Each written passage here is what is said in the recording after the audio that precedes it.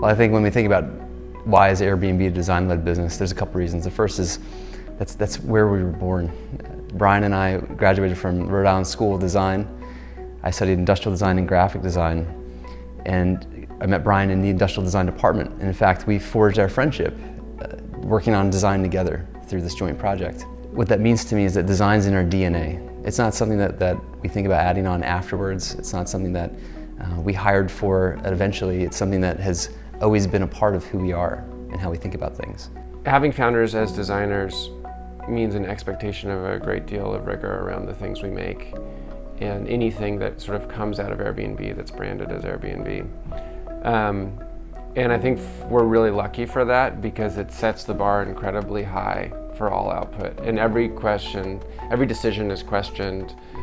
Every kind of like move in line is speculated about what else it could be.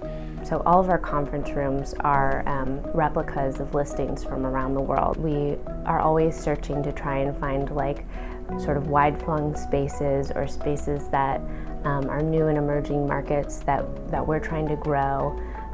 So we're trying to bring those into the office so that employees are kind of kept in touch with the global reach of our brand, and also just sort of daily in touch with the idea that like they're here to make these spaces accessible to the world. I think that we have a beautiful blend of art and science here, where we have data, but we don't just rely only on data. We actually are able to go out into the world and talk to people. And in fact, that was what helped save Airbnb.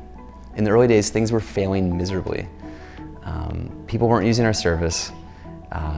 If you made decisions based on spreadsheets, it would all have said, quit this and go find a job or start something else because this isn't going to work out. Investors rejected us. The business was just not taking off. And the reason that when I look back on that is that we had bought into this mythology of Silicon Valley, which is that you have to solve things in a scalable way, in this case through code, right? So we had adhered to that and got nowhere. Zero growth, perfectly flat numbers. It wasn't until we met a guy named Paul Graham, who became one of our advisors, that he gave us permission to do things that don't scale. And suddenly our minds freed up to think about, oh my God, well, if it's okay to do things that don't scale, what might we do?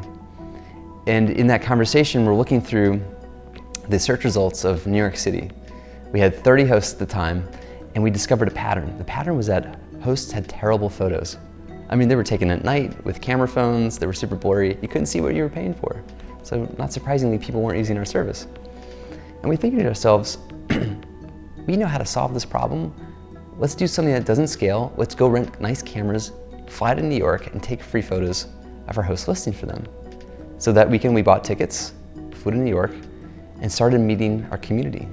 Just going to meet our people, right? It was counterintuitive to everything that we had learned based on every other company in Silicon Valley, where you have to code your way through problems and you have to stay behind a computer screen.